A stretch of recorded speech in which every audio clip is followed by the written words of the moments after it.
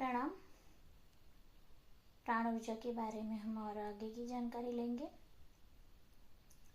भारतीय मान्यता है कि मनुष्य की स्थूल काया में व्याप्त उसी के अनुरूप एक प्राण शरीर भी होता है।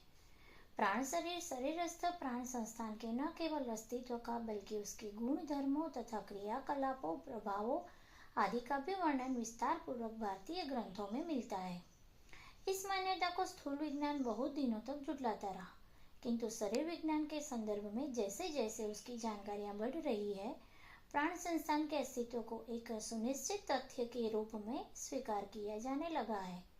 भौतिक विज्ञान के स्थूल उपकरणों की पकड़ में भी इस सूक्ष्म सत्ता के अनेक प्रमाण आने लगे हैं।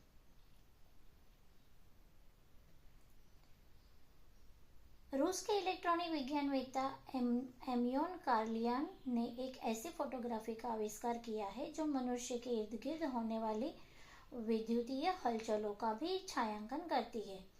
इससे प्रतीत होता है कि स्थूल शरीर के साथ साथ सूक्ष्म शरीर की भी सत्ता विद्यमान है और वह ऐसे पदार्थों से बनी है जो इलेक्ट्रॉन से बने ठोस पदार्थों की अपेक्षा भिन्न स्तर की है और अधिक गतिशील भी।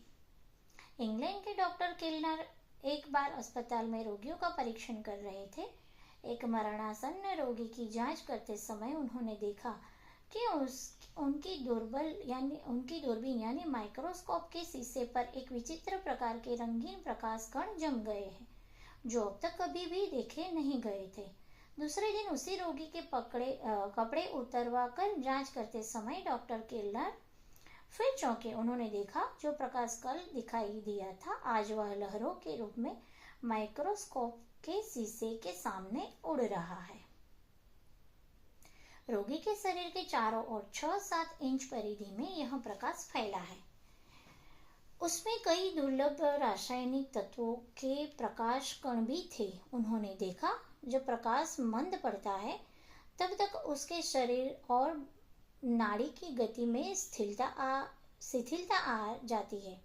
थोड़ी देर बाद एकाएक प्रकाशपुंज विलुप्त हो गया। अब उन्होंने नाड़ी पर हाथ रखा तो पाया कि उसकी मृत्यु हो गई। इस घटना को कई पत्र पत्रिकाओं में प्रकाशित कराने के साथ साथ डॉक्टर किलनर ने विश्वास व्यक्त किया कि जिस द्रव्य में जीवन के मौलिक गुण विद्यमान होते हैं वह पदार्थ से प्रथम अति सूक्ष्म सत्ता है। इसका विनाश होता हो ऐसा नहीं है।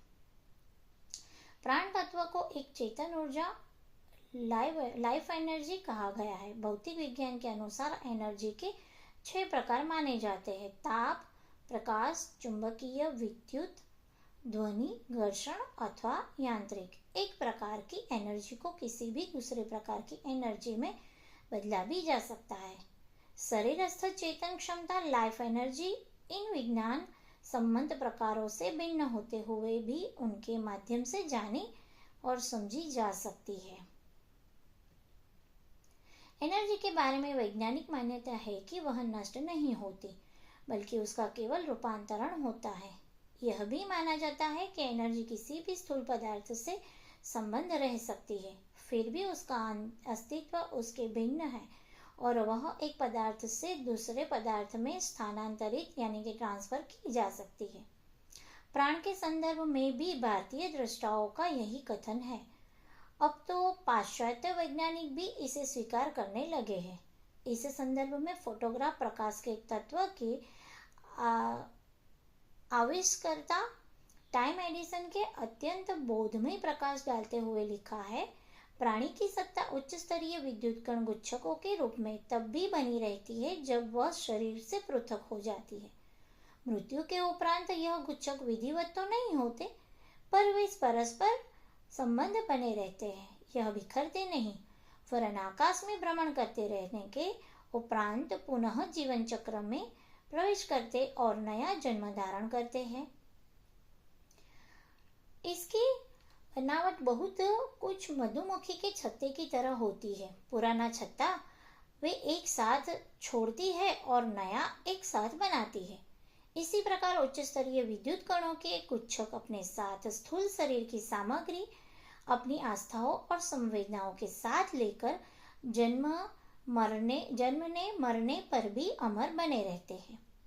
इन प्रमाणों से शरीर में अन्नमय कोश से संबंध किंतु एक स्वतंत्र अस्तित्व संपन्न प्राणमय कोश का होना स्वीकार करना ही पड़ता है।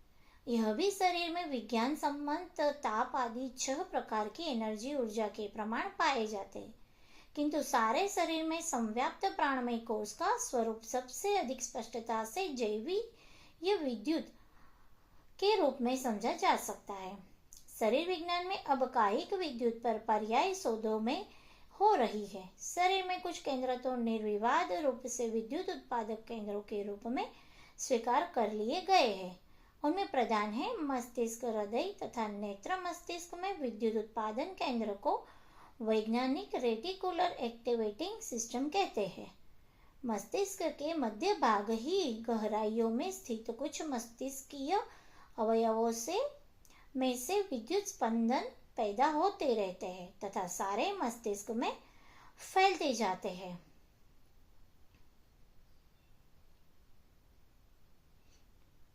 यह विद्युतीय भावेश ही मस्तिष्क के विभिन्न केंद्रों को संचालित तथा परस्पर संबंधित रखते हैं। चिकित्सा विज्ञान में प्रयुक्त मस्तिष्कीय विद्युत मापक यंत्र इलेक्ट्रोएन्सेफलोग्राफ EEG द्वारा मस्तिष्कीय विद्युत धाराओं को नापा जा सकता है। उन्हीं के आधार पर मस्तिष्क एवं सिर से संबंधित रोगों के बारे में निर्धारण किया जाता है। सिर में विभिन्न स्थानों पर यंत्र के रज्जू लगाए जाते हैं। उनसे नापे गए विद्युत विभव का योग लगभग 1 मिलीवोल्ट आता है। हृदय के संचालन में लगभग 20 तार शक्ति विद्युत की आवश्यकता पड़ती है। यह विद्युत हृदय में ही पैदा होती है। हृदय में जिस क्षेत्र से विद्युत स्पंदन पैदा होते हैं उसे पेसमेकर कहते हैं। यह विद्युत स्पंदन पैदा होते ही लगभग 0.8 सेकंड में एक विकसित मनुष्य के सारे हृदय में फैल जाते हैं। इतने ही समय में हृदय अपनी एक धड़कन पूरी करता है। हृदय की धड़कन के कारण तथा नियंत्रक यही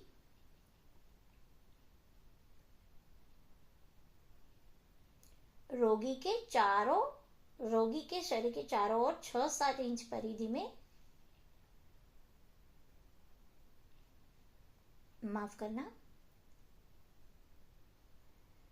हृदय की धड़कन के कारण तथा नियंत्रक यही विद्युत स्पंदन होते हैं।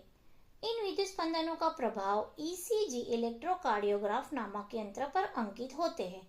हृदय रोगों के निर्धारण के लिए इन विद्युत स्पंदनों को ही आधार मानकर चला जाता है। नेत्रों में भी वैज्ञानिकों के मतानुसार फोटो इलेक्ट्रिक सेल जैसी व्यवस्था है। फोटो इलेक्ट्रिक सेल की विशेषता यह होती है कि वह प्रकाश को विद्युत तरंगों में बदल देता है। नेत्रों में भी इसी पद्धति से विद्युत उत्पादन की क्षमता वैज्ञानिक स्वीकार करते हैं। नेत्र रोगों के निर्धारण वर्गीकरण के लिए नेत्रों में उत्पन्न विद्युत स्पंदनों को ERG यंत्र पर अंकित किया जाता है। इन प्रमाणों से सिद्ध होता है कि शरीरस्थ कुछ केंद्रों में विद्युत स्पंदनों के उत्पादन के साथ साथ सारे शरीर में उनका संचार भी होता है। EEG द्वारा सिर के हर हिस्से में मस्तिष्कीय विद्युत के स्पंदन रिकॉर्ड किए जाते हैं। यही नहीं, बहुत बार तो उनका प्रभाव गर्दन के नीचे वाले अवयवों में भी स्पष्टता से मिलता है। हृदय की विद्युत का प्रभाव तो ECG यंत्र द्वारा पैर के टखनों तक भी रिकॉर्ड किया जाता है। हृदय के निकटतम तथा दूरतम सभी अंगों में यह स्पंदन सामान्य रूप से शक्तिशाली पाए जाते हैं। शरीरस्थ प्राण प्रवाह के माध्यम से रोगों के निदान पर चिकित्सा शास्त्रियों का विश्वास दृढ़ हो गया है। मांसपेशियों की निष्क्रियता तथा स्नायु संस्थान के रोगों में भी प्राणांकन पद्धति प्रयुक्त की जाती है। इसके लिए EMG का प्रयोग होता है। शरीर के हर क्षेत्र के स्नायुओं अथवा मांसपेशियों में विद्युतीय ऊर्जा की उपस्थिति का सक्रियता का यह स्पष्ट प्रमाण है। यहाँ तक कि शरीर की त्वचा जैसी पतली परत में भी उसका अपने ढंग की विद्युत विद्यमान है। चिकित्सा शास्त्री त्वचा के परीक्षण में भी त्वक विद्युतीय प्रतिक्रिया पद्धति प्रयोग करते हैं। इन वैज्ञानिक प्रमाणों के अतिरिक्त सामान्य व्यवहारिक जीवन में भी मस्तिष्क से लेकर त्वचा तक में विद्युत संवेगों की क्षमता के प्रमाण मिलते रहते हैं। किसी व्यक्ति विशेष के प्रति आकर्षण तथा किसी के प्रति विकर्षण, यह शरीरस्थ विद्युत की समानता भिन्नता की ही प्रतिक्रियाएं है। दो मित्रों के परस्पर एक दूसरे के देखने स्पर्श करने में विद्युतीय आदान प्रदान होता है। योगी तो स्पर्श से अपनी विद्युत का दूसरे शरीर व्यक्ति के शरीर में प्रवेश प्रयोग संकल्प शक्ति के सहारे विशेष रूप से कर सकते हैं, किंतु सामान्य स्पर्श से भी शरीरस्थ विद्युत का आंशिक आदान प्रदान होता है। स्पर्श, सहलाने, हाथ मिलाने, गले मिलने आदि से जो स्पंदन अनुभव किए जाते हैं वे विद्युतीय आवेगों के ही आदान प्रदान के फलस्वरूप होते हैं। यह तथ्य भी अब वैज्ञानिक स्वीकार करने लगे हैं। भारतीय मत रहा है कि शरीर का अस्तित्व बनाए रखने, उसके पोषण, पुनर्निर्माण, विकास एवं संशोधन जैसी हर क्रिया प्राण द्वारा ही संचालित है। अन्नमय कोश में व्याप्त प्राणमय कोश ही उनका संचालन नियंत्रण करता है। शरीर संस्थान की छोटी से छोटी इकाई में भी प्राण विद्युत का अस्तित्व अब विज्ञान ने स्वीकार कर लिया है। शरीर की हर कोशिका विद्युत विभव है। यही नहीं, किसी कोशिका के नाभिक में लाखों की संख्या में रहने वाले प्रजनन क्रिया के लिए उत्तरदायी जिन्स जैसे अति सूक्ष्म घटक भी विद्युत आवेश युक्त पुटिकाओं के रूप में जाने और माने जाते हैं।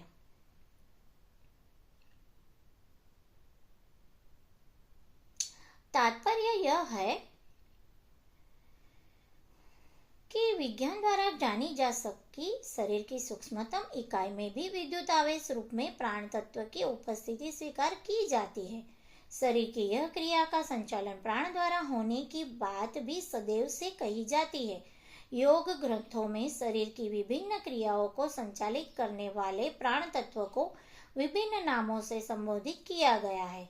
उन्हें पंच प्राण कहा गया है। इसी प्रकार शरीर के विभिन्न क्षेत्रों में सक्रिय प्राण को पंच उप प्राण कहा गया है। वर्तमान शरीर विज्ञान ने भी शारीरिक अंतर्गत क्रियाओं की व्याख्याएं विद्युत संचार क्रम के ही आधार पर की है। शरीर के एक सिरे से दूसरे सिरे तक जो संचार क्रम चलता है वह विद्युतीय संवहन प्रक्रिया के माध्यम से ही संचार कोशिकाओं में ऋण और धन प्रभार अंदर बाहर होते रहते हैं और इसी से विभिन्न संचार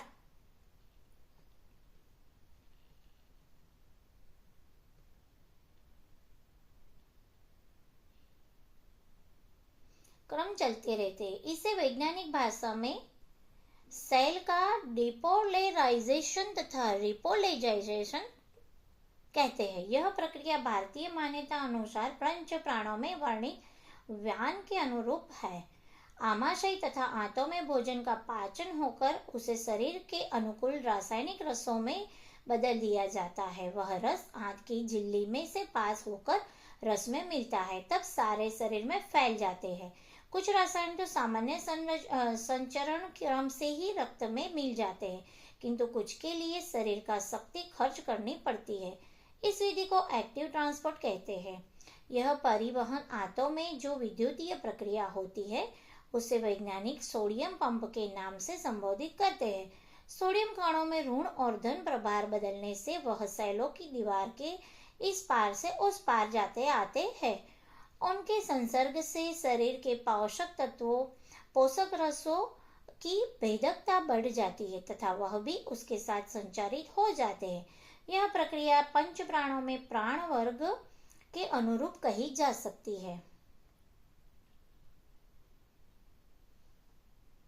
ऐसी प्रक्रिया हर सेल में चलती है। हर सेल अपने लिए प्रयुक्त आहार खींचता है तथा उसे ताप ऊर्जा में बदलता है। ताप ऊर्जा भी हर समय सारे शरीर में लगातार पैदा होती है और संचरित होती रहती है। पाचन केवल आंतों में नहीं, शरीर के हर सेल में होता है। उसके लिए रसों को हर सेल तक पहुंचाया जाता है। यह प्रक्रिया जिस प्राण ऊर्जा के सहारे चलती है उसे भारतीय प्राणवेत्ताओं ने समान कहा है। इसी प्रकार हर कोशिका में रस परिक्रमा के दौरान तथा पुरानी कोशिकाओं के विखंडन से जो मल बहता है उसे निष्कासन के लिए भी विद्युत रासायनिक क्रियाएं उत्तरदायी है। प्राण विज्ञान में इसे अपान की प्रक्रिया कहा गया है। पंच प्राणों में एक वर्ग उदान भी है। इसका कार्य शरीर के अवयवों की कड़ा रखना है। वैज्ञानिक भाषा में इसे इलेक्ट्रिकल स्टिम्युलाइजेशन कहा जाता है। शरीरस्थ विद्युत संवेगों से अन्नमय कोश से सेल किसी भी कार्य के लिए कड़े अथवा ढीले होते रहते हैं। शरीर में इस प्रकार की अनेक अंतरंग प्रक्रियाएं कैसे चलती है, इसकी व्याख्या वैज्ञानिक पूरी तरह नहीं कर सकते। इसके लिए उन्होंने कई तरह के स्थूल सिद्धांत बनाए। उनमें sodium potassium cycle, potassium pump, ATP ADP system तथा साइक्लिक एएमपी आदि के हैं। इनकी क्रिया पद्धति तो कोई रसायन विज्ञान का विद्यार्थी ही ठीक से समझ सकता है, किंतु है यह सब विद्युत रासायनिक सिद्धांत है। इस सिद्धांत के अनुसार किसी घोल में रासायनिक पदार्थों के अणु ऋण और धन प्रभार युक्त भिन्न भिन्न कणों में विभक्त हो जाते हैं। इन्हें आयन कहा जाता है। इन आयनों की संचार क्षमता बहुत अधिक होती है। इच्छित संचार के बाद ऋण और धन प्रभार युक्त आयन मिलकर पुनः विद्युतीय दृष्टि से उदासीन अणु बना लेते हैं। शरीर में पाचन, शोधन, विकास एवं निर्माण की अगणित प्रक्रिया इसी आधार पर चल रही है।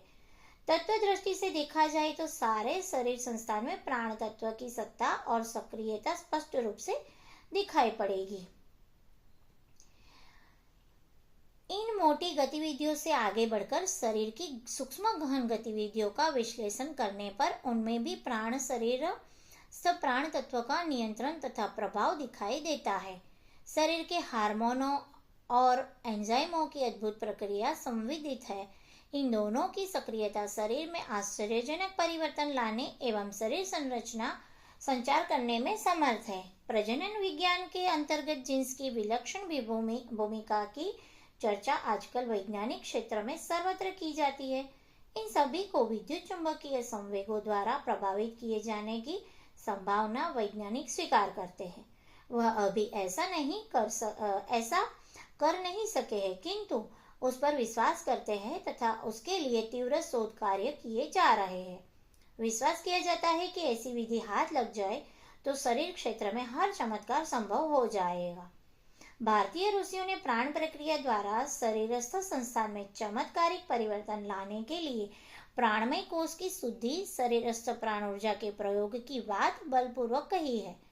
वह कोई अतिशयोक्ति नहीं, स्थूल विज्ञान की दृष्टि से ही मस्तिष्क एवं हृदय जैसे विलक्षण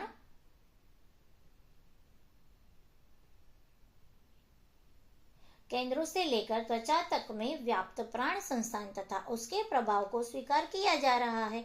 योग दृष्टि से तो इससे भी सूक्ष्म रही है।